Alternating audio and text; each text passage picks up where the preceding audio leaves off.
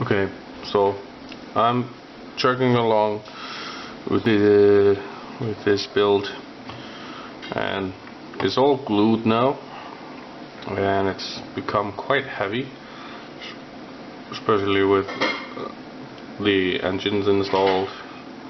As you can see, I got most of the putty off, and I thought I'd stop here in the build and film a little segment, because I got some things I want to point out before I forget.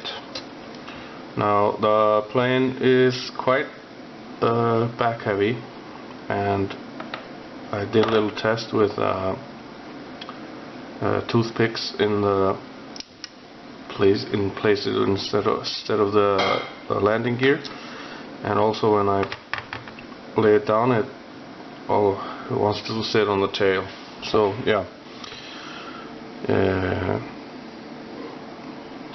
my mouth is refusing to say the words I want to say. Anyways, what I thought I'd point out here is that you could put, since you have limited space in the nose, especially if you're gonna have the gun bay open and the guns visible, you could add some weights inside of the engines on either side. Of course, it's better to put it in the nose and have the weight more forward, and that's what I'm going to do, since I'm not having the gun bay open, because I don't like it. I mean, I do like it, it's pretty good detail and all, but my own personal preference is keeping my models with all closures closed, because I don't like to break up the sleek lines of the sexy airplane, so to speak. So yeah, I'm almost done with this. Another thing that I want to point out is that the cover for the gun bay right here is actually not that thick. It is a pretty good shape to cut it up and have it open. It even has some nice little details on the inside. Now, the same cannot be said about the flaps on the engine nacelle. They are very thick and they have no detail on the inside if you want to open that up. And yep, that's what I want to say. And now I'm ready to start putting the weight in the nose, and I thought I'd just show you guys this. The weight I use are these little air rifle pellets. Many modelers use fishing sinkers. I don't have those. I had this lying around anyways, since I love my guns just about as much as the next guy, I think, which is a lot. But anyways, each pellet is about half a gram. It says on the box, and it's made out of soft lead, or just lead. And you can, and I have done this, put them in a cup made of aluminum foil, and with this, my trusty gas burner, it doesn't really work right now, I have melted it down and formed it into shape to put it fill up a cavity for a plane. Now, it was a little tricky to do, and I burnt my fingers and such, so I don't really recommend that way, but I just pick them up, throw them in there. Sometimes I use my, not sometimes, most of the time I use my tweezers, and I actually try to stack them up like that. And then I have this quick drying super glue thing I get through my work, and I use this to glue it into place. So that's that, and I'm just gonna go ahead and try to put something in here, so it won't be a tail sitter. I was holding back my curse word there. And here we are, all weighed up at the front.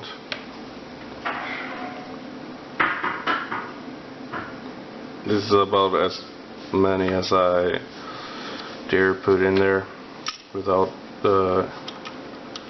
obstructing these things, the covers.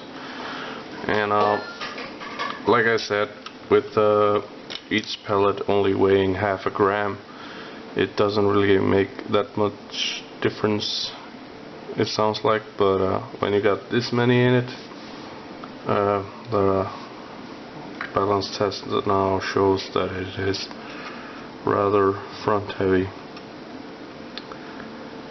and it's not going to be a tail sitter anymore, so I'm happy. But when I do run out of this box, I will probably go buy fishing weights, because they are a bit heavier for the size. So yeah, but at least now you know how I do it. The only drawback for me using the pellets is that you actually need to have a gun permit to be able to buy this, because this is technically ammunitions in Iceland. So onwards and forwards, I guess. And now everything is glued down on the Me262, and as you can see, there's a little bit of putty on there. Well, just a smidgen of putty there.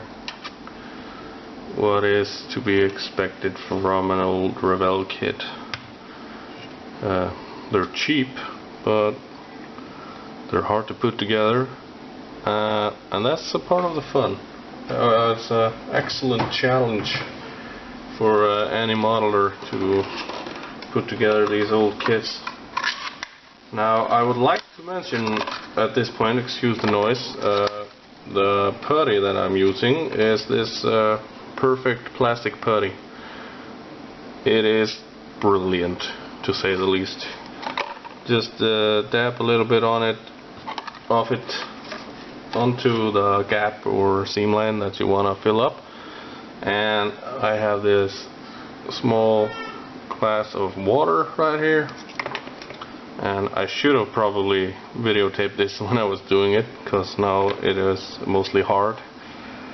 But you just dab, you can dab your finger in it when it's still wet, just apply it, and then just wipe it off over the seam line or whatever. And as you can see on the wing roots is where I use the method. I dabbed a cotton bud or a Q-tip and just cleaned it up immediately, and there's literally no need to sand this unless you really want to have it super smooth, but it's a pretty smooth finish right now. The reason I don't do it over here is because I'm leveling out uneven surfaces, and with the short burrows or holes you get when you're joining fuselage halves together, if you use the wet bud and Q-tip and wipe it away, you usually wipe it out of the crevice as well. So I let it dry hard and sand it off. And yeah, I'm gonna be losing a lot of detail on the nose piece right here, and I think I need to putty this up again anyways, because these two pieces on the nose right here, they were all wonky like that, like so. And it didn't really fit that good, but we're making it happen. It's gonna look super smooth when it's done, and I've taken the decision is the word I was looking for. Decision. I've decided that I'm not gonna put any ordnance on this plane. You get the option in the kit to put rockets on the wings and bombs underneath here, but I like the look of this plane. It is super smooth and it's sleek and sexy and everything a jet should be, so I think putting some big bombs underneath it and pylons is just not gonna look sexy anymore, so to speak, because I am a shape whore and I love shapes, especially long, smooth and sexy lines, goddammit. Anyways, I'm getting carried away here on Valentine's Day, no less, and as you can see, I'm spending my Valentine's Day working on an airplane. And I sent the wife and kids are at the movies right now, so it's just me, the plane, and the new baby is sleeping right next to me here. So yeah,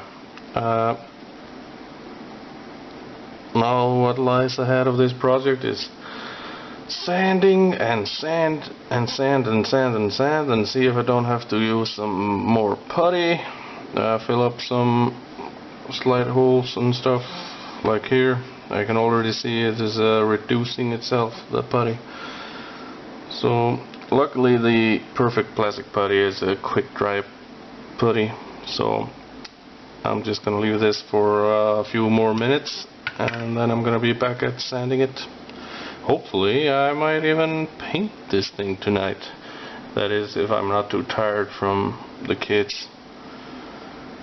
It's really getting me right now having a new baby.